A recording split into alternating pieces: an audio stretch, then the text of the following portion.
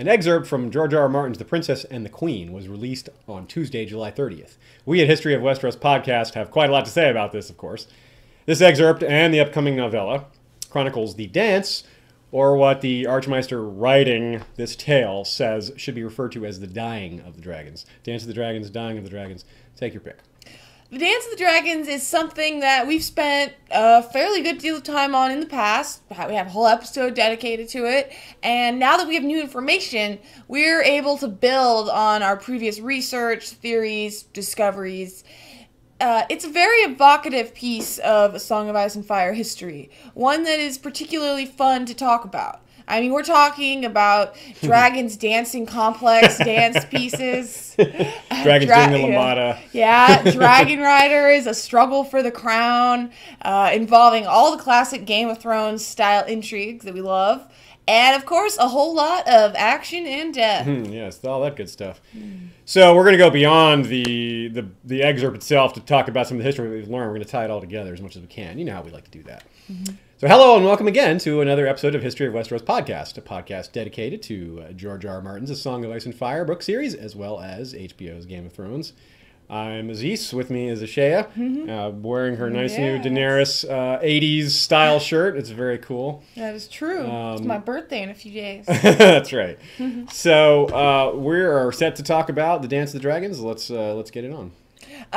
You can refer to the text version of this podcast because we released a text version that's slightly different from this. Because obviously we're not just going to say it out loud.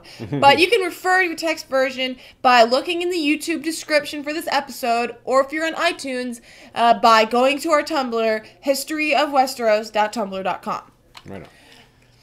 One of the first things we learn is that Alicent Hightower is the queen. The title, of course, Princess and the Queen. The princess is Princess Rhaenyra, and the queen is Alicent Hightower.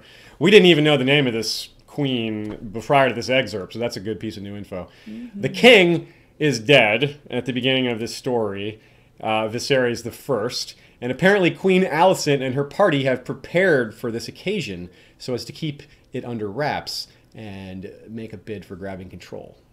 Yeah, then we see an example of horology there, the study of horrors, in Hour of the Owl and Hour of the Bat. Yes. We have seen this used in previous books, I think only in Feast for Crows and Dance with Dragons is when they're first mentioned. That's right, yeah. I think there was a big to-do. We were like, oh, what's this new thing? Anyways, we've seen these used in previous books. The hours that we know of, we're not gonna make any guesses about what hour is what, because we just don't know. And that's not particularly interesting to us to make wild guesses. But the hours that we know, besides the previously mentioned ones, are the hours of the eel, of ghosts, of the wolf, and of the nightingale. There are other hours that are mentioned, but we're pretty sure, like, of the spear and the sword. But we're pretty sure those are, that's a metaphorical kind of thing. Like, that's not actually, like, what they call it. But basically, there's perhaps a 24-hour cycle where every hour has a name rather than a number. And slowly we're figuring out which are which, but we're still pretty far off on knowing them all. Yeah. But the reason we're getting into that is, in the excerpt, it refers to the Hour of the Owl and the Hour of the Bat as two significant time periods when this all starts going down, when Viserys is discovered to be dead, and the succession crisis starts almost immediately. So we're trying to figure out if there was any, how much leeway there was in time. Basically, the amount of time that passed between when this particular serving man discovered the dead body of the king, which was at the Hour of the Owl, and when the King's Guard went to wake up the small council in the middle of the night, is apparently. Interesting as well that all four of the King's Guard were at the White Sword Tower when Sir Criston Cole, the Lord Commander of the King's Guard, goes to issue them orders. So right away, there's hints of something suspicious going on, because what's supposed to happen is Rhaenyra is supposed to be declared queen, and that's supposed to be the end of it. But that's obviously not what happened. So of interest also is that, like I said, none of the royal family, except for the Lord Commander, appear to be guarding the king and perhaps any of the other Targaryens that are around at the time. So that's a little puzzling in and of itself, especially since we know the king was close to dying. But also, the queen set guards on the room he died in to make sure no one else discovered the body, as well as sequestering this serving man who told her to make sure he didn't go telling anybody else. So right away, they're making moves, and these guards that she's using weren't Kingsguard. And of course, Kristen Cole, who I mentioned, he is one of the main players here, so his involvement starts right away. But we'll get into him a little bit more later.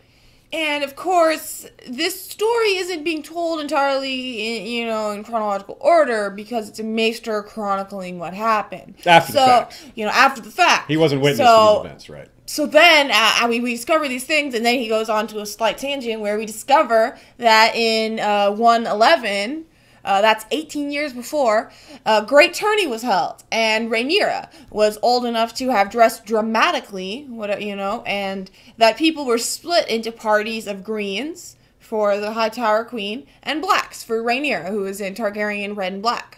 And even more interesting, we find out that Kristen Cole, the Kingmaker himself, who's called such due to siding with Aegon II, that's not Rhaenyra, wore her favor. So we've estimated Rhaenyra's age prior to this in our previous episode on the Dance with Dragons, which is kind of defunct now, as around 30. If she were born in about AL 100, she would be about 11, maybe as much as old as 14 at this tournament. So that's kind of young, but certainly not too young. We've got plenty of examples of other people. Yeah, we do know that as a girl, for instance, Daenerys' mother, Rhaella, gave her favor to a young Stormlands knight. That's Bonifer Hasty, in fact. We do not know how young a girl is, but it could have been fairly young. Could have been 13. Daenerys herself was married at the age of 13, which certainly lends to the thought of a Targaryen girl being physically mature, at least. And then we also have an example of an older man wearing a young girl's favor in Jorah Mormont and Lyness Hightower. Lyness was said to be half of Jorah's age at the time, so we estimate that to be around 15, give or take a few years. However, Rhaenyra, we don't think she was as old as 15. She could have been, but Rhaenyra was a precocious child, to be sure. She was described as proud and haughty, and she was raised as the heir to the throne. So it's not a stretch in the least to imagine someone, especially a Kingsguard, wearing her favor, even in a romantic way. And because it's been rumored that Kristen Cole and Rhaenyra had a love affair, but it's only a rumor. We don't know for sure. It's possible that wearing the favor was part of where these stories came about. But we're talking about something that happened 18 years before the Civil War broke out. So it's a lot of time for rumors to develop or for an actual affair to have developed. Either one is possible. In any case, Kristen Cole wound up on the other side of Rhaenyra as her opponent. So that, of course, fuels rumors about them having been together. A 13-year... Now, we can't assume their relationship is romantic, is what I'm saying. But others might. And it's certainly... We're not saying it didn't happen. We're just saying, well, maybe it happened. We're kind of waiting to judge that. In the Hedge Knight, we see a perfect example of a favor being worn in a non-romantic aspect. Most examples that we found in the books were romantic, or at least an expression of love. But quite a few were not. The best example from the Hedge Knight... The tournament that Lord Ashford was holding, he set it up so that there would be 5 initial champions defending his daughter, the Queen of Love and Beauty, and she was 13. And all 5 of these champions wore her favor. I mean, we're not supposed to believe that a 13-year-old maiden girl is romantically involved with all 5 of these guys. Unless you date House Amy. That's right. So that'd be an epic story to tell. The amazing tale of the 13-year-old with 5 lovers. One of them would have been Valar Targaryen, the second heir to the throne. So that'd have been very scandalous. Anyway, so from a Suspect Martin quote, we know that many of the nobles of the realm took note of Rhaenyra being named the heir. Back in 105, this would have happened. So the young princess was surrounded by flatterers and favor seekers all throughout her childhood. So it's possible that Kristen Cole was just trying to, win and get on her good side. So this may have been why Cole wore her favor. It's also not clear whether Sir Kristen was Lord Commander or even in the Kingsguard back in 111. I kind of doubt that he was Lord Commander.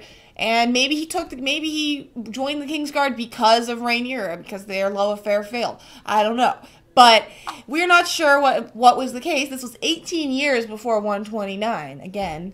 But a quote from Elio does tell us that Sir Kristen may have been the best knight of his day. So that's so we know about Ubertarg. We'll talk about Ubertarg. We won't get into that. But anyways, by 129, Kristen has had a falling out with Rhaenyra, or he's simply been swayed by the High Towers in some manner, being bought, being offered a position. Who knows? It's like we said, it's a bit dubious to be sure that they had a relationship. So we kind of call that an open question, but it may have just been a flirtation. It may have been nothing, and the realm just blew it out of proportion. That's an open question once again. Yeah. Once again, we're dealing with an 18-year gap between him wearing her favor and the outbreak of civil war. Cole may have joined the Greens, obviously Hightower Greens, years prior to the Civil War, not years before the tourney, which was when those terms, Greens and Blacks, came about, though the factions probably existed already, though they weren't in such clear terms. But it could have been as recently as within moments of Viserys' death, for all we know. We favor the theory that he had been part of it for a while, though not necessarily many years. It could have been a year ago that he finally joined, but it could have been like 10 years. As the king got closer to death, the urgency, was risen. Things needed to happen. So maybe it's difficult to pinpoint that, but it's a great question and one we'll probably get an answer to in a few months. So we do find out at the time of Viserys' death that Rhaenyra is on Dragonstone. This is a bit puzzling. Why isn't she nearby? We know almost for sure that the king was sick and old, thus likely to be near death. Now, perhaps this is exaggerated, but it seems pretty likely that he was this close to death. So the idea that it's possible that maybe she wasn't aware that there was this great movement to steal her throne before she got it. On the other hand, the Greens, Queen Alicent's faction, had openly pleaded to King Viserys to change the succession so that a male would inherit. Of course, the Hightower Queen having a male son with the king, of course she's going to want her kid to inherit. And of course, she's got a good argument because it's not hard to find people that are going to want to say, hey, support the male, not the female. So it seems that we can't really claim that this was a hidden thing, like a quiet conspiracy. We may not have, some of the details, some of the extent they were willing to go to start a civil war, Rhaenyra may not have realized that. But she had to know that there was something going on. So it's strange that she wasn't nearby when the king was about to die. So, perhaps Viserys was not known to be so close to death. He was described as ailing and bedridden, but he might not have considered it to be so serious. But the author, which is the Maester, seems to think that his imminent death was well known. The king's death had been anticipated for some time. Right. Now, remember, of course, we keep referring to the Maester who wrote this story. This is the way that George loves to play with history. He's not telling us exactly what happened in the Dance of the Dragons. He's not telling us exactly what these people knew or what they said or what they believed or what they thought. He's telling us what a historian is interpreting these events to have been. And then, of course, we're turning around to do that ourselves. So it's not a story told from a narrator who has perfect information. It's someone subjective rather than objective. Very subjective. So that's the way George loved to do it, and we like it that way. That's very realistic. So it gives us more room to theorize. Of course, in the World of Ice and Fire book, it'll be far more objective, and we will be finding out more information about the dance. That's true. But the World of Ice and Fire book also going to be written from the perspective of Maester, a different Maester, in fact. But we're also told that this Maester will disagree with some of the stuff in this excerpt because he's going to disagree with that Maester's use of sources. So we're going to have our own little historical academic debate within A Song of Ice and Fire. So don't get too attached to any of this information. It's trying to make it very realistic. I love it. So it appears that Criston Cole himself was guarding the king that night. It's implied, as we said earlier, that all the other Kingsguard were at White Sword Tower, or in the case of two of them, they were actually on Dragonstone with Rhaenyra and with her family. She wasn't alone. She had kids by this time as well. She had several kids by this time. So, of course, some of the Kingsguard are going to be with her. That just makes sense. But it also appears that when things started to go down, when things started to get violent, the Kingsguard that were with Rhaenyra went ahead and stayed with her and allied with her, and the other 5... Well, we're not exactly sure what happened with them, but it seems pretty likely that those 5 pretty much all sided with Aegon. Maybe not, but that's kind of how it looks. In any case, it's a little suspicious, and I want to throw out a theory that maybe his death was kind of nudged. You know, he was going to die anyway. He was close to dying. Maybe because Rhaenyra was on Dragonstone. Now, she's a princess of Dragonstone. It's not strange that she was on Dragonstone. But maybe she was kind of going back and forth because she knew her father was ailing. So maybe the Greens faction decided to strike while she was gone. Strike while she was gone, and this would be their moment. They can go ahead and crown Aegon II and get the leg up on the succession to kind of just cut Rhaenyra straight out of it. Maybe they thought they could avoid a war entirely. Now, this is just pure conjecture, but it definitely is kind of strange to us that Rhaenyra wasn't around at all. So we got to come up with some reasons why that might have been and why things happened right at that time. So also interesting is that the two claimants are referred to as Aegon II and Rhaenyra. So noting the lack of a royal numeral, it seems that Aegon had a coronation ceremony and Rhaenyra did not. It could be just the way history has treated them, that maybe Rhaenyra referred to herself as Rhaenyra I. Anyways, the coronation itself is important and involves the High Septon literally placing the crown on the king's head while uttering some Seven-inspired mumbo-jumbo, possibly quite loudly. Yeah, just yelling, new king is here, blah, blah, blah. But was that the case? We don't know. This is a guess. We're just guessing because one of them had, the title, Aegon II, while Rhaenyra is just Rhaenyra. She wasn't called Rhaenyra the First, at least not by the historians here. So that kind of argues that he had a coronation and she didn't.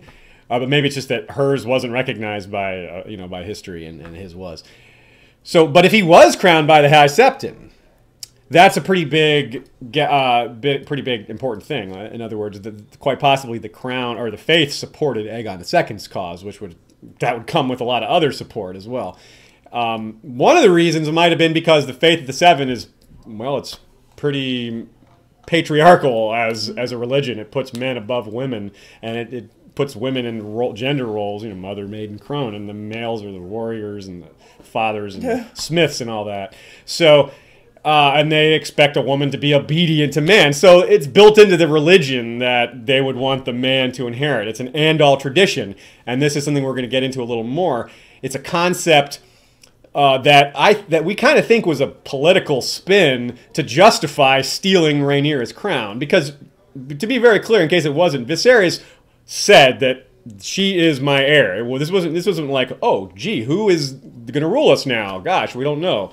It was supposed to be Rhaenyra 100%, and these guys snuck in and did their thing. So, we're guessing that, but they had to have a reason. They had to tell the realm there was, why they're doing this. They can't just be like, we're going to take the throne. They need to have, propaganda, advertise what their political reasoning is for going after the crown. And of course, saying, well, this is a man and she's a woman. As crappy as that sounds to us in modern times, that's a very legitimate reason in this time and place to, at least that a lot of people would accept that reason, saying, oh yes, we're going to support the man, not the woman. So, however, it's also, besides the High Septon crowning Aegon, it's also quite possible that Criston Cole himself did the crowning. The Lord Commander of the Kingsguard performing a coronation would almost certainly be an unprecedented event in, 129 years of history. When would that have happened before? There are some hints for this, but nothing definitive tells us who actually placed the crown on Aegon's head. The term Kingmaker leads the people. That's what Criston Cole is called in Feast of Crows and other places. Yeah, in the wiki page, I believe it had misled us to believe that Criston Cole himself did the crowning. We didn't want to try to do the digging necessarily to see where that, sometimes things in the wiki page they come from. You can't trust it always. You got to go to the concordance if you really want to trust the information you're going after. But we mention it because maybe that's possible that came from some information we just didn't dig up. Yeah. Anyways, so the crown itself is a really worthy subject. In the same Spospec Martin that we referred to earlier, there's a quote, during the Dance of Dragons, she wore her father's crown. How did she get it? She was on Dragonstone when her father died. Right, so Aegon II is said to have worn the crown of Aegon the Conqueror. So perhaps someone loyal to Rhaenyra made off with the crown before it could actually be placed on Aegon II's head. Maybe it was someone on the small council. We'll keep that in mind once we are introduced to them specifically. Otherwise, we're supposed to assume that somehow Aegon II lost Viserys' crown and it wound up with Rhaenyra. I don't think so. So just to recap, Viserys dies, Rhaenyra is nowhere nearby, but somehow she winds up with her father's crown. And Aegon II, who was crowned, who stole the throne, quote unquote, who was crowned initially, had Aegon the Conqueror's crown on his head instead. So what happened there? Very interesting story, I'm sure. So it seems unlikely that he just lost the crown somehow. It seems like someone snatched it up and brought it to Rhaenyra, and that's possibly very important symbolically, or they believed it was, important symbolically for Rhaenyra to actually be wearing her father's crown. That's some sort of legitimacy thing. But Viserys was bedridden at this point, remember? He probably wasn't walking around with that thing on his head. He was probably kind of weak, and maybe it was sitting by his bedside or something, so maybe just someone grabbed it and ran off. But that's a curiosity. So next we find out the last names of the famous Kingsguard twins, Arik and Eric. A and E. Mm-hmm. The two who killed each other. Yes. Spoilers. Yeah. Well. They are of House Cargyle, Crownland's house, which that's very interesting to know. Eric appears to see this without seeing to have supported Rhaenyra because he was with her when events began. So thus, Arik, that one's very easy to tell, and I'm saying Arik, would have been the one to support Aegon too. That's what we were assuming. It's very unlikely that they switched spots. Arik was like, no, I support Rhaenyra, and he rushes off to Dragonstone. And Eric's like, no, I support Aegon. That's not going to happen. So we're pretty positive that's, in fact, how the dividing lines were, and that they will both die.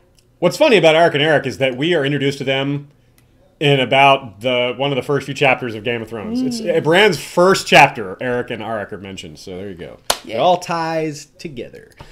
We're also introduced to Sir Otto Hightower. Sir Otto Hightower, Hand of the King, not Lord of Old Town. Yeah, so there's a little interesting wiggle room for there possibly being multiple Hightower factions or branches here, or maybe they were all united. We don't know, but that makes the whole thing a little more interesting.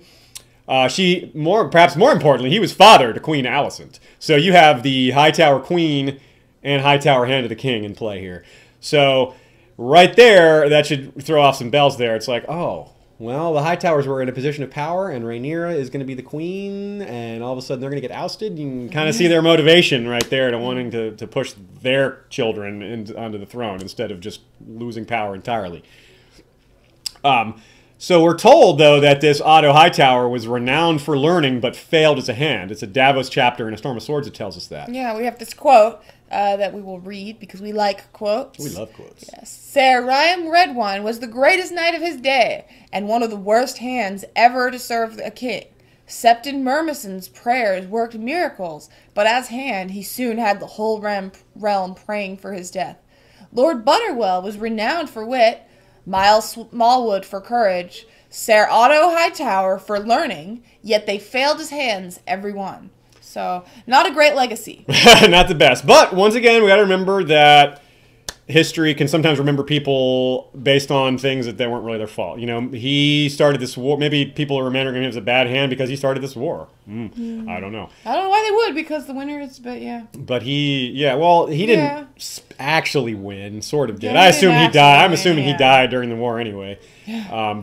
Anyway, it's interesting in general that the Hightowers are one of the, if not the main instigator of this war that ends up killing all these dragons off. Remember, that's one of the results of this war. There were perhaps, during the war, we don't know exactly how many, but in the teens, roughly. That's our best guess, and there's some theories for that, and we go into that in more detail in our original episode on the Dance of the Dragons. Probably in the low teens, the number of dragons there were. Well, by the end of the war, there were pretty much none, maybe just a couple. So the thing is, though, with this Grand Maester conspiracy that we've talked about on our Plots, Old Town, and the Citadel episode, there's a big tie-in. The Hightowers running this, that's their city where the Citadel is. So, did the Maesters influence the Hightowers in some way, or was it purely Hightower ambition? Grand Maester Orwyle does speak as if he's for Rhaenyra, but he does not necessarily argue for her. This could be a cause for conflict, or he could simply be not part of the Grand Maester conspiracy, or there is no Grand Maester conspiracy. It's just something that we think is fun and possible. But it's interesting that, and it doesn't have to be that the High Towers were just ambitious and the Maesters were doing their own thing. It could be both. The Maesters could say, hey, look at this. This is a great opportunity for us to facilitate our goals. The High Towers are all up in there, and they're going to start a war. Let's make sure this war happens. Let's make sure these dragons all die off. I don't know. It's getting pretty. It's pretty heavy conspiracy theory territory. There's not a lot to go on, but that kind of stuff is pretty fun to talk about. You got to admit. Besides that, though, the makeup of the small council and the related offices is interesting. For one, there are more knights and fewer lords. In general, we suspect the small council wielded less power in the days of many dragons. I mean, the dragon riders held status in a way that we have not yet witnessed. We suspect they were a bit like minor deities, so it might be that these small council jobs were kind of beneath them, status-wise. The reviewer we discuss later, remember that we're going to be discussing the excerpt as well as a review of the excerpt from someone who's read the whole thing. So here's a quote. They're rightly regarded as being closer to gods than the common run of men. And they also say that this story is a less humanized take on the Targaryens, depicting them as remote, even magical figures. Which makes sense. I mean, they're dragon rider. I mean, that's ridiculous. Like, the amount of power you have to command. Like, a dragon is just kind of unparalleled in its ability and its dangerousness. And the only thing keeping a guy with a dragon in check is other people with dragons. And, of course, when they all go fight each other, it's nasty and bloody, and that's what happens. So, but there's no Targaryens on the small council or the King's Guard. Like I said, that might be just that they think it's beneath them or something. Yeah. But it is kind of interesting that there's none of them there. It's interesting. There's also a Ser Tyland Lannister, brother to the Lord of Casterly Rock, and he was master of ships, so he was not so tied to land then. Yes, I worked very hard on that pun. I'm very proud. The Lannisters might have been more power at sea at this point. We're certainly told that during Dagon Greyjoy's rebellion, 70 years later, a ton of them were destroyed, and much later, Balon had his brothers let fire to the Lannister fleet when it was at anchor before there was any kind of war. So, yeah, it's quite possible Lannisters had a big fleet before. It's not a small thing to rebuild. A fleet is really expensive. I wouldn't want to get into too much detail, but fleets have bankrupted real-world empires on multiple occasions. It brought down the Athenian Empire, brought down the British Empire just a century ago.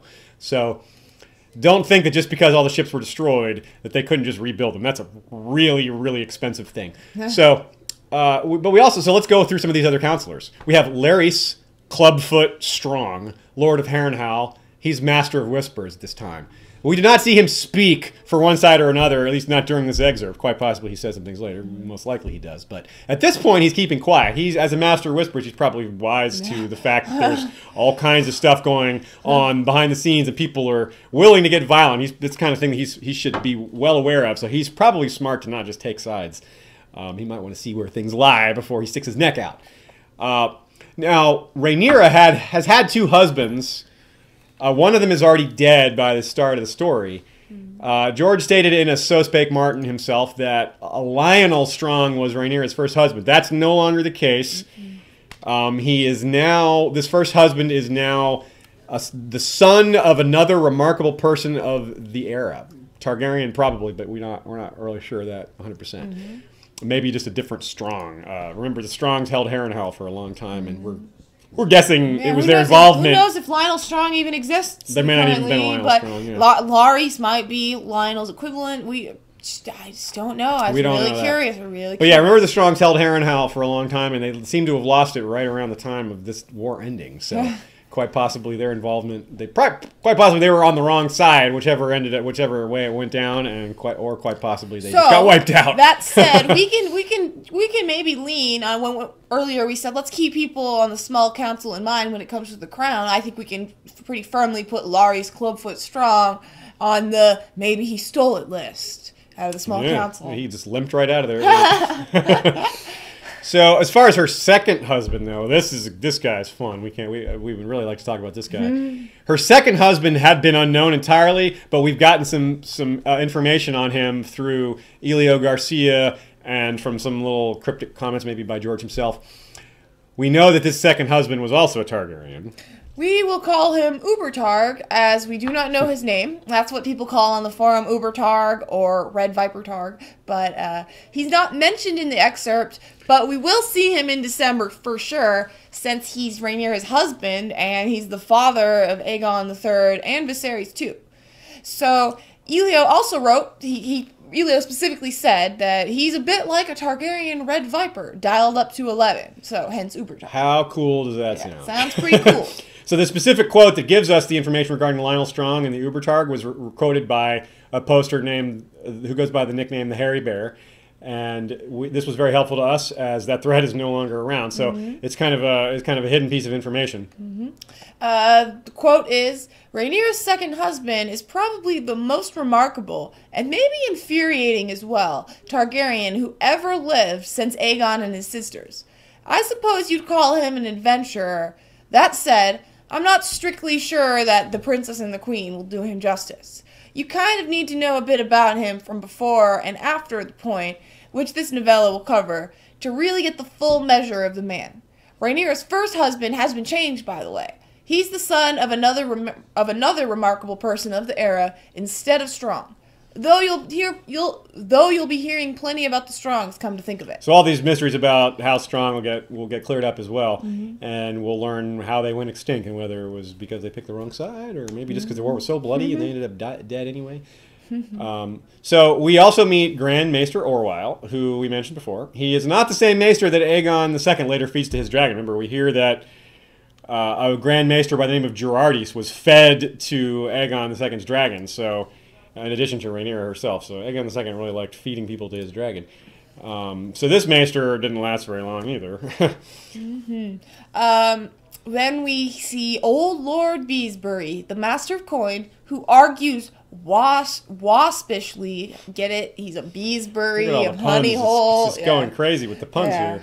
I love that, though. I like Old Lord Beesbury a lot. He's quite a nice old man. He's the Master of Coin. He argues for Rhaenyra, which is a little odd since his liege lord is Hightower. But Beesbury is liege lord to Hightower. But he is 80, though, so I'm sure he does whatever the hell he wants. He has been Master of Coin since the days of old King Jaehaerys, and for the entirety of King Viserys' reign. So, he does what he wants. Yeah, so he was already kind of a loyal guy. His loyalty was kind of entrenched a bit, I guess. He doesn't need to have much open support in the council chamber, though. From the scene in the excerpt, the quote is, "But these pleas fell on ears made of stone," something to that effect. So it almost sounds like out of the counselors in there, it might be Beesbury is the only one openly arguing for Rhaenyra. Others may have had sympathies for Rhaenyra, but like we said earlier with the example of Very Strong, might just be holding his tongue. He doesn't want to. He realizes what's happening, that the power is being seized. Orwyle, and Rhaenyra's faction's far away. So. Is operating on the assumption that Rhaenyra will be crowned. Yes. So maybe Orwyle he's just not in on what's happening. He's out of touch with things, or maybe he's play acting. But he certainly speaks for Rhaenyra, but then he just quickly drops it when he realizes they have other plans. Right. So Beesbury argues for Rhaenyra, specifically stating hundreds of lords and landed knights had done obeisance to the princess in 105 AC and sworn solemn oaths to defend her rights. So that's a big chunk of the realm that basically pledged to serve her. So he's saying, look, these people aren't just going to just ignore that pledge they made. No. And this would have been, she would have been really young then, probably, maybe like, possibly not even 10, maybe only like 5 or 6 years old. About 5 is our best guess at this point. Her elder brother, she did have elder brothers, but they had passed away by then. And that was part of why her father groomed her to rule, because he didn't expect to have more kids. And she was good at it. She seemed to be capable. But then he had more kids later, and everything got complicated. And this was only in 105. This was only 2 years into Viserys' reign. Old King Jaehaerys, his grandfather, having died in 103. We don't know who Viserys' father was or how he died.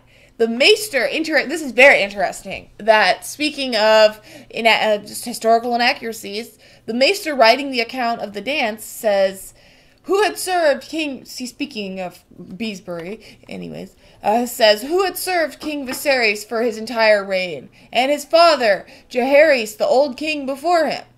And this was confirmed to be incorrect by Elio. See, because sometimes, we could assume that maybe George changed something and that this is the correct thing. But no, this is definitely incorrect, and this is likely an error by the Maester, as historians do make mistakes. It's probably not George making a mistake in this writing. He probably specifically wanted to show us that this Maester is a bad Maester, or he just has a little bit sloppy, or sloppy, just wants to make sure there's a few mistakes in there to make it realistic. Yeah, not knowing not knowing that who Viserys' father was seems like a huge. I mean, seems unlikely. They're not going to know the Targaryen lineage. Like, this is... It seems unlikely, pretty but that's why I say he must be a bad Maester. Yeah. Bad Maester by my estimation to get that wrong.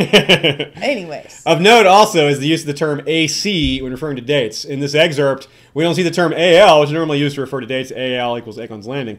We're starting to see AC, which is Aegon's Conquest. Now, at first we thought this was like a change for the dating scale, meaning that some of these dates, if you read it as AC, is actually would be a different number in AL. Thankfully, it is not that confusing. No. Elio confirmed for us that's just a change in terminology, so no worries there. If you see that in the excerpt, don't get confused. It's just a change in terminology only. All instances of AL should now be thought of as AC. So if you're reading the wiki page and you see AL, that's AC. You can see it how you want. Yeah, you can see it as AL if the you dates want, are all good. But you don't have to worry about there being a difference in the dates. Right. Now we're going to go into specifically, we've mentioned it a little bit, but we're going to go into specifically things that we discover or infer from the review on the full story that Tor.com also released. We mentioned this because we specifically want you to keep in mind that we're basing this on a review. The reviewer could be incorrect in some aspects and they could have misspoken. Anyways, the review specifically mentions 4 houses, which gives us cause to believe that some member of these houses will be seen and presumably involved in the war, because they describe 4 houses with stereotypes about the house, saying, of course, they say first, the Lannisters are rich and powerful, so, of course we're going to see a Lannister. Well, we have seen one Lannister already. That's Ser Tywin, Master of Ships. Right. Certainly in a position of power, though perhaps less powerful than in current days we postulated. That would be. We also have Sir Loret Marbrand, a knight of the Kingsguard, who is with Rhaenyra when Viserys dies. Apparently he becomes Lord Commander of her Queen's Guard, and possibly he's killed in a funny way. That's a bit spoilery. The Marbrands are a major Western house and bannermen to Casterly Rock. So maybe this argues with Sir Tywin and with this particular Lord Commander, an important Marbrand. Maybe the West or just the Marbrands fought for Rhaenyra.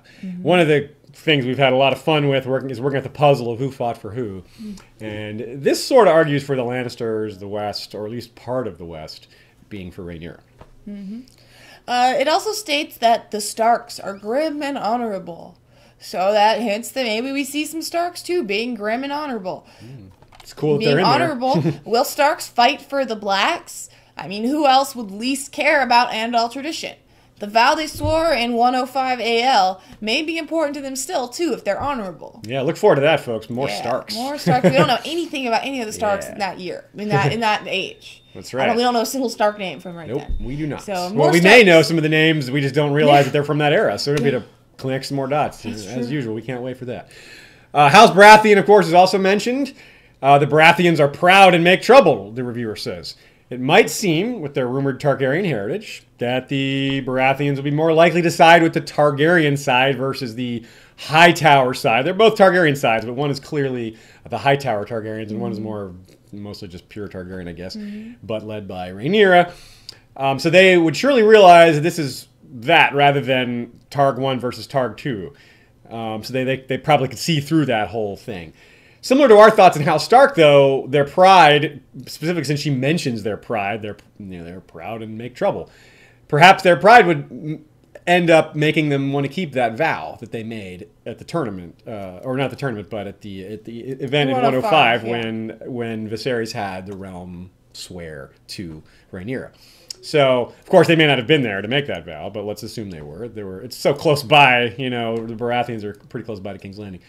So, one last note about the Baratheons, as far as that goes, the tradition, the Andal tradition, is something we mentioned that was a big piece of propaganda, and for some people they believed it, and it actually probably mattered to them. Andal tradition wouldn't mean quite as much to House Baratheon. House Baratheon was formed through the broken Storm King line, through the marriage of Orys Baratheon, who was Aegon the Conqueror's best friend. So there's obviously Orys. So he is. So of course that also shows where the Targaryen blood comes from. So there's that big kinship going on.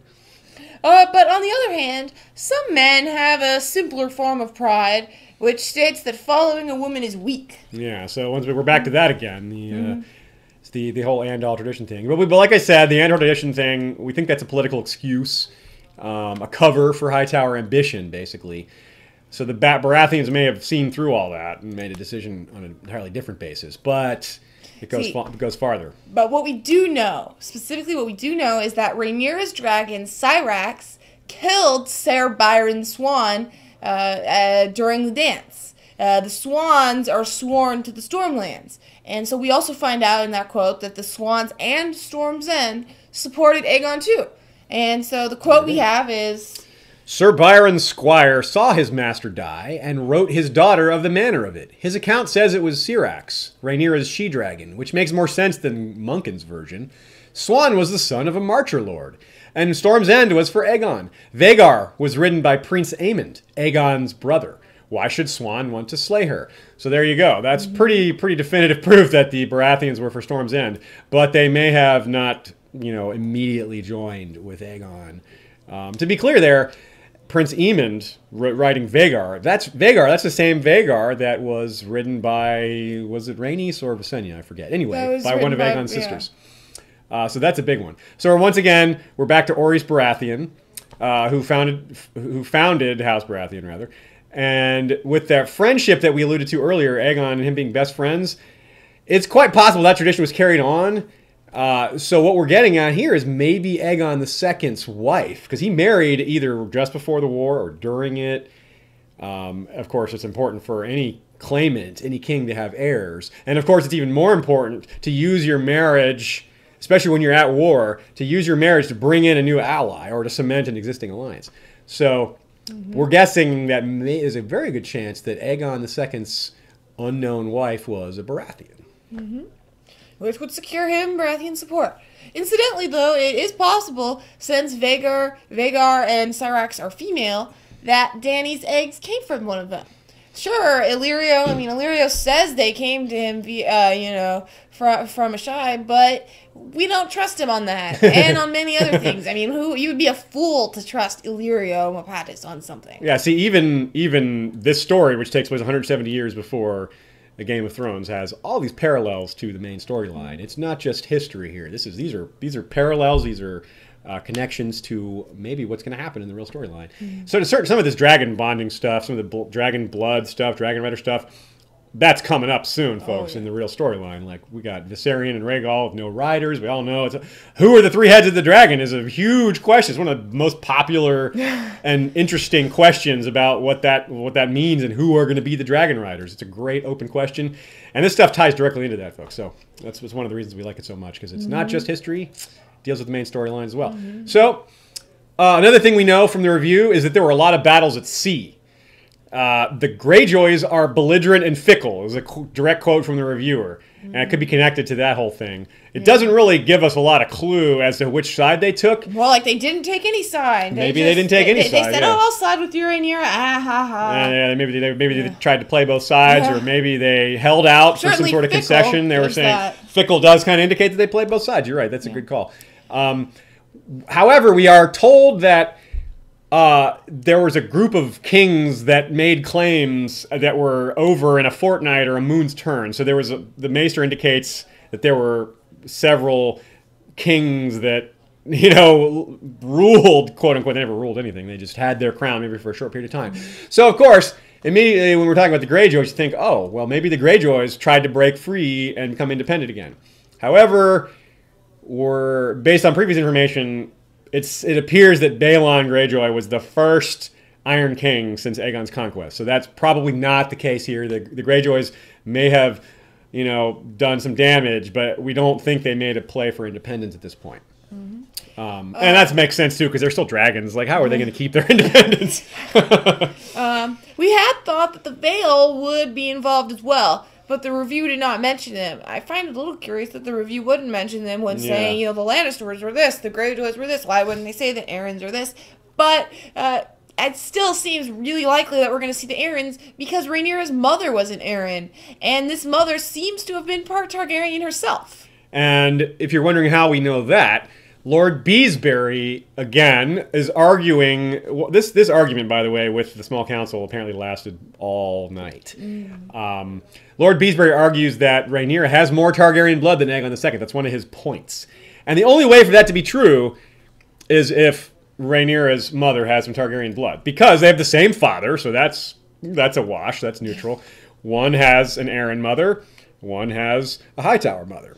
That should make them both 50% Targaryen, but if Beesbury says that Rhaenyra has more Targaryen blood, then that must mean her mother, the Aeron, had married into the Targaryen dynasty before. So, we don't know how Targaryen she is. It's got to be a decent amount, because the Targaryens have only been around for 129 years at this point. So, how far back could that go? Yeah, she might be only 1/4, but she might be half Targaryen. And she certainly didn't marry Aegon himself or anything. So it's it's a little more recent. What was that one theory that we were kind of, not theory, but supposition that we were kind of fond of, where someone said, oh, maybe little Ronald Aeron, who loved dragons so much, got himself a dragon wife. That's right. We're told that Aegon, the Vale surrendered to Aegon, well, to Rhaenys, I think it was.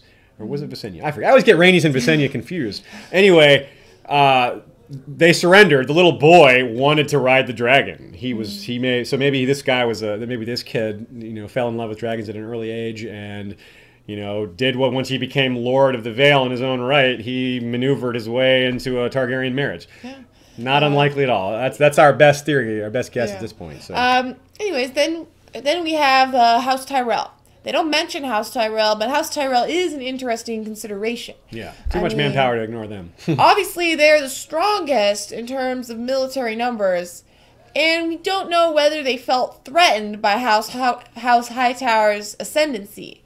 It's not unlikely that they'd support Rhaenyra, but it's also not unlikely that the Reach was divided, as Andal tradition should be strongest, or near so, there. I'm so close to the Citadel and so close to the Faith Seven where they were originally based. So kind of to break that down a little more, think about it this way. The Tyrells are supposed to be lords of the Reach, but they haven't been in charge very long. They got their power from Aegon the Conqueror, who granted them Highgarden and Lord Paramountcy over the Reach. Well, the Hightowers are all of a sudden married to the crown, and that's kind of like them jumping over them. So the Tyrells are probably not thrilled about the Hightowers gaining all this power. So we sort of favor the notion that they would support Rhaenyra, but on the other hand, they probably weren't able to control the Reach and say, hey, you guys all follow us. They're not an established power. So not only that, the Reach is several times has kind of been split. It's a wide open, large territory. It doesn't have a lot of natural borders. So, for example, in the Blackfire Rebellions, there were Reach houses on both sides. And during the War of the Five Kings, you've got supporters for Renly and supporters for Stannis, and some that stayed loyal to the Lannisters, I assume. So it's just, the Reach is kind of known for this thing. It's not that they're not that they're not united. It's just that they're not so united. Big. Okay, it is that they're not united. It's not only that they're not united, but I think a really big factor is that House Tyrell had only relatively recently taken over there, so they weren't able to. People are resentful of House Tyrell. Yeah, they're kind of seen as upstarts. They were stewards to the Gardeners. They weren't like a big family. I mean, they do have, to be fair, they do trace their descent to the original Gardener king, to Garth Tyrell Greenhands. Supporter. Go Tyrells. No, but so that's interesting. But once again, this is just a guess. There's obviously lots of real political factors that could trump anything we've said here. But we're going to go ahead and guess that the Tyrells were for Rhaenyra. Okay. Of course, House Beesbury. Once again, we're back to the waspish Lord Beesbury. He was clearly supporting the princess. Like we said earlier, they're a vassal to House Hightower, so they're kind of at odds with their own liege lord there. But of course, the Hightowers themselves were at odds with the king, so that's an even bigger violation when we look at it that way. Once again, though, we're not positive that the Hightowers were together on this. It may have been this cadet branch, Sir Otto Hightower and his daughter, that were kind of making their own moves. Why wouldn't they want the Hightowers to be in power? It seems so strange. It would seem strange to me that Hightowers would not want Hightowers to be in power, but they also could want to not want to wipe out their family. Well, what I would mean also is that they might want to unseat their own family and be the actual lords of Hightowers. This could be a way to jump above their own family. That's true. Or it could just mean that the Lord of Hightower is like, I'm not getting involved in this. That's the other part of my family. I'm not touching this. And the reason we would venture that guess is because that's what the Hightowers do. They're known for playing both sides and just trying to stay out of it as much as possible. They sent troops to both sides in the War of the Five Kings.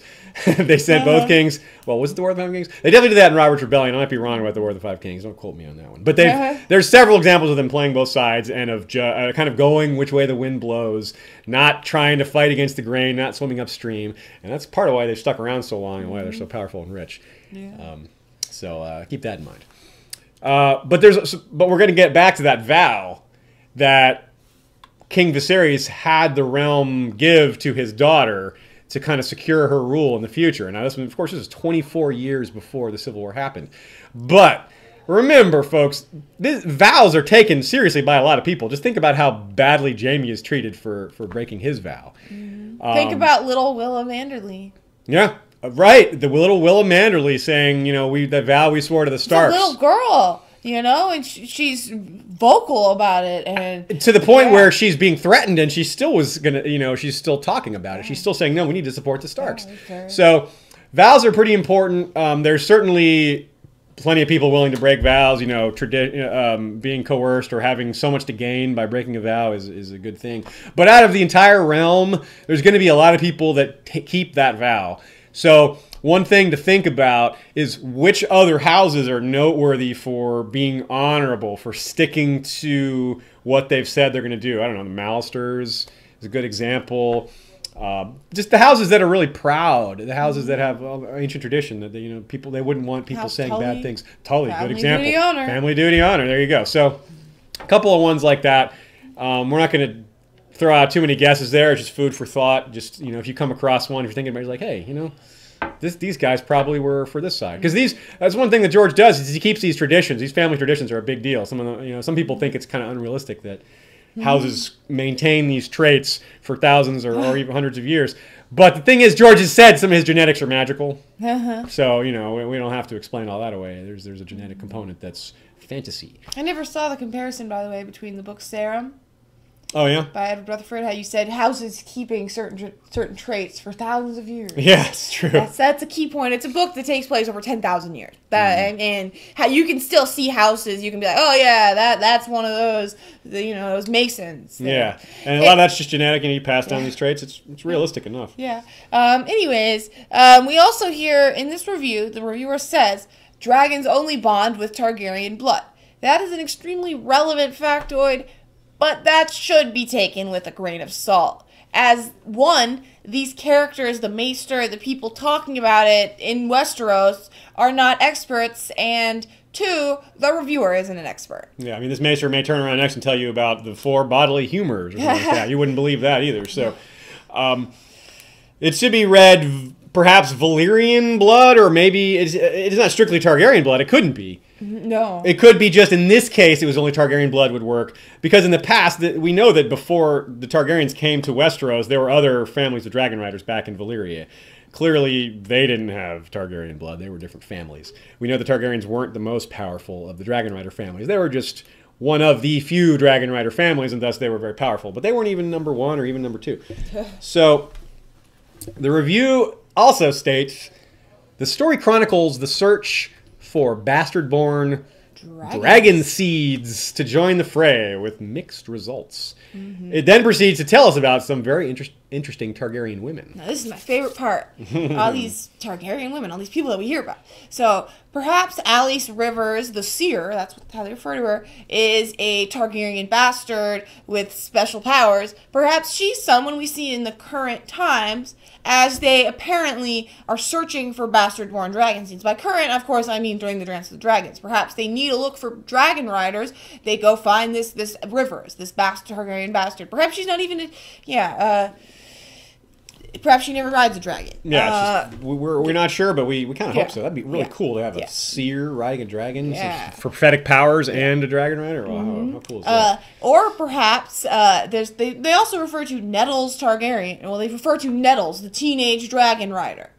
So perhaps this is a Nettles Targaryen. Perhaps this is a legitimate Targaryen, or perhaps this is someone with a bastard last name from any of the regions. Who knows? But perhaps that's a current character as well. But it has the way that the reviewer phrased this. It's also been theorized that Nettles was Baela Targaryen's nickname. You know, Baela, Nettles Targaryen, the teenage dragon rider. The wording is unclear. The wording is very unclear, so we aren't tied to one thing or another. The fact that they had a shortage of proper blood for bonding and creating dragon riders may indicate that the dragon riders were dying at a faster rate than the dragons, which is saying something because we know that pretty much all the dragons died during this war. So it may be that, you know, dragon riders were dropping like flies and dragons were dropping at a slightly slower rate, and the dragons were getting new riders, and eventually they ran out of both. We also hear about a Princess Rhaenys Targaryen referred to as the Queen Who Never Was. And we hear about Baela Targaryen, though nothing more is said about her, and we can't really theorize more except that maybe she's Nettles. So perhaps all of these women are current characters, but it seems possible that at least one of the latter two is a historical figure. What we mean by current is like the Dance of the Dragon. Contemporary to the Dance of the Dragon. It's possible that they're referred to in the story as people who had died previously. They're just referenced. So. But the main theories we have about Princess Rhaenys, who at least we have a little bit to go on when it says the Queen Who Never Was. My favorite theories, I suppose, is that one, we know that Viserys did have a daughter with his Hightower Queen. Perhaps this was Princess Rhaenys, and perhaps she married Aegon II, and she died just before they were crowned, while giving him a daughter, as we know he had a daughter. So perhaps she is a current character, and that's how she was the Queen Who Never Was. But if that isn't her, I don't know how she could have been the Queen Who Never Was and a princess. Title. So I find it slightly more likely that she is a historical figure from within the last 100 years, obviously, as she would have to be. It could be, you know, it could have been Viserys' mother, who was, I remember we pointed out earlier, King Jaehaerys died, and his grandson became king. That's Viserys, the father of Rhaenyra. So that middle generation between Viserys and Jaehaerys would have been the father and mother. So this mother could be dead. She could be alive. We could see her. The way that the review talks, it kind of seems as if we see all of these characters directly because of how they say that we see all these Targaryen women. So maybe that I like that. We hadn't even talked about that. It could be her mother. That could be his mother before. But I do like that a lot. So yeah, that's going to be very interesting. Lots of new women characters. Yeah, well, of course, and one of the reasons the women are so prominent in this is not just because that's how the story works. It wasn't written that way in advance, so to speak. It wasn't like George tried to write a story about women. But this story is being put into an anthology called Dangerous Women. It was originally going to be The She-Wolves of Winterfell. The She-Wolves of Winterfell, the fourth Dunk and Egg story, which has been delayed. George wrote this material instead, and it fits the theme of Dangerous Women, the Princess and the Queen, obviously. Yeah. So that's what he put in instead. So that fourth Duncan Egg will still be coming out at some point, but it'll still be a while, I guess. Another interesting point that we think is relevant that the reviewer alludes to is that the story paints Rhaenyra as more of a warrior than previous references have allowed. Now, that doesn't mean she was a warrior. The same reviewer calls Daenerys a warrior queen. So I would not read too much into that. Yes, Daenerys she interacts with war and she talks strategy, but I would hesitate to call her a warrior queen necessarily. She's never struck a blow to anyone. Yeah, maybe that might be different when she's riding dragons. Yeah, she might be headed that direction. But Rhaenyra almost certainly did not die in battle. I mean, yes, Aegon II's dragon ate her, but Aegon III, her son, famously witnessed this happen. He was no older than 10 at the time. As well as the heir. At some point, he became the heir. Her heir, not the heir. Although he did end up being the next king, so he sort of ended up being his half brother's heir as well. Maybe not indirectly, but it ended up that way. That's what happens when you have a bunch of Targaryens and they're two different factions. They all want a Targaryen on the throne, and when all of them are dead, there's only about one or two left. Well, I guess that solves the problem of who's going to be king. There's only one guy left. So basically, because Rhaenyra was eaten by Aegon II's dragon, and because Aegon saw this, and he was 10 or so, that's why we're pretty sure that this didn't happen in battle. I mean, what is this 10-year-old doing in battle? They were really desperate for dragon rights. Yeah. But, of course, seeing his mother getting eaten by a dragon has ramifications for later. It was a traumatizing event for him. Of course it was. Seeing your mother going out. Really? Yeah. How could that possibly be traumatizing? Aegon III is known as the Dragon's Bane, by the way. Right. So he was probably at Dragonstone when this whole thing went down. Of course, also Rhaenyra, interestingly enough, just we're talking about her descendants, she's the grandmother of some really big names. Daeron the Young Dragon, the one who invaded Dorne and conquered it. Baelor the Blessed.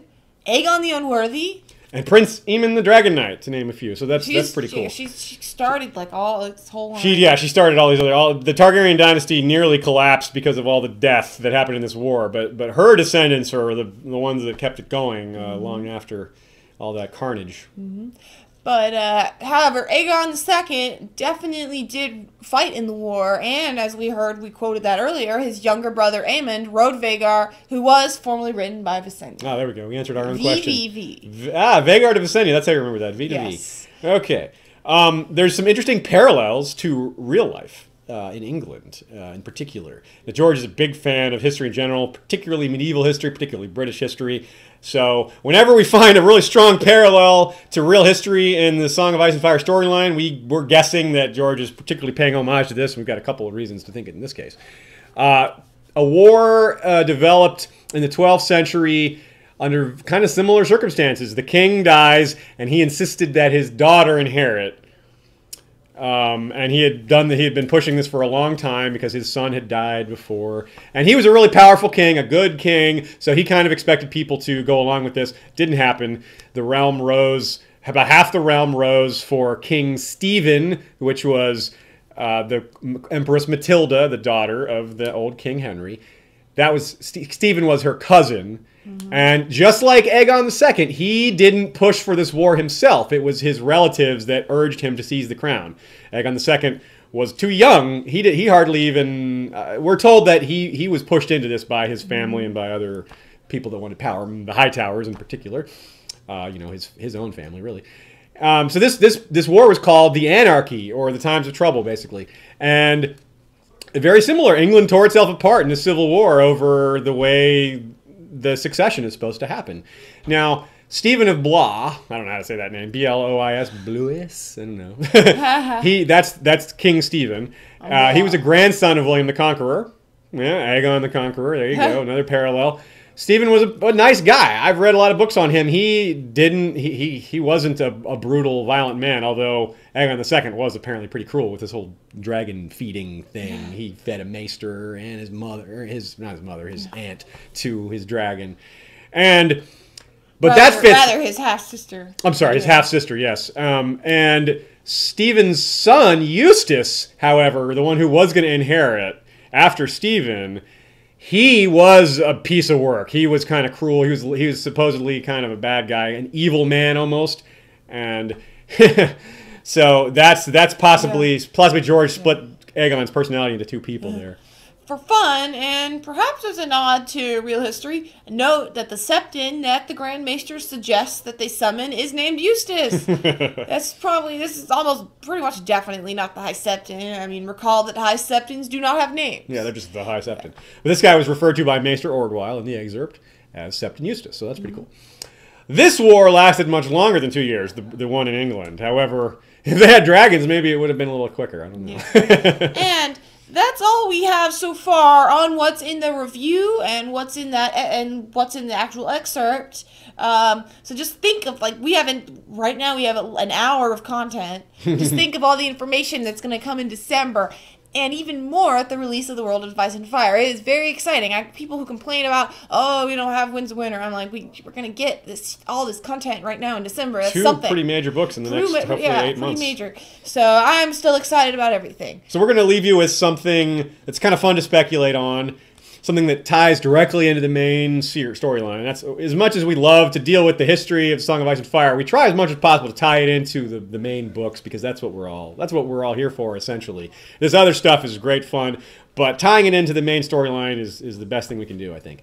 So one of our favorite posters on the forums is a guy who goes by the name Lord Varys. Good name, rather one of his favorite, because I don't use the forums very often. Oh, okay, sorry. Can't speak for me. He was speaking in the royal we there. The royal we, yes. Yeah. So Dragonbinder, this is a quote. He ties together Dragonbinder, which is Euron's dragon horn. Right, the one that he says he gives to Victarion, tells him that he's going to be able to control these dragons somehow. I don't know how ambiguously that's going to happen, but possibly this is a magical relic involved in the first binding of dragons to one's blood. In other words, how did the Targaryens first bond with these dragons thousands of years ago or whatever, and the other dragon riders? So perhaps there's some sort of permanent tie line to the bloodlines that you get by blowing this horn and doing some sort of blood sacrifice or something. I don't know. If Victarion succeeds with getting his blood on Dragonbinder somehow, because remember, Makoro tells him that you have to bind yourself with blood to this horn, something to that effect. So maybe Rhaegal and Viserion would only answer to Greyjoy blood in the future. I think it's a bit of a stretch, because Euron himself, or rather, that would make Euron like the main suspect to be one of the three heads of the dragon, which is probably kind of far afield of what most people are predicting for the three heads of the dragon. He probably doesn't even make it into that conversation most of the time. But if this is some sort of magical, like, lock dragon blood into this horn now, like this guy's blood, his family, maybe that's how the Targaryens initially got control of the dragons so long ago, and maybe this is going to reset some of that. How about that? It's certainly fun to think about. If you have any thoughts about what Dragonbinder could signify with knowing that you need to have Valyrian blood, if you any theories that you have, feel free to comment them on the YouTube video, or if you're listening to this on iTunes, send it to our email. I suppose we'll share our contact info out loud here for the iTunes listeners. You can email us at westeroshistory@gmail.com. You can go to Facebook and see us at facebook.com/westeroshistory. Twitter at facebook.com/Westeros. Twitter.com. Don't go to Facebook to go to Twitter, to be clear. That won't work. Twitter.com/Westeros History. We have a Tumblr, historyofwesteros.tumblr.com. And I think that's everywhere. I believe that's all our social media. Yeah, that's all of everything. If you're watching this on YouTube, this isn't relevant to you. You can just click on the links in the description. And that's it. This is History of Westeros podcast. Thanks for listening, and look out for the next episode soon.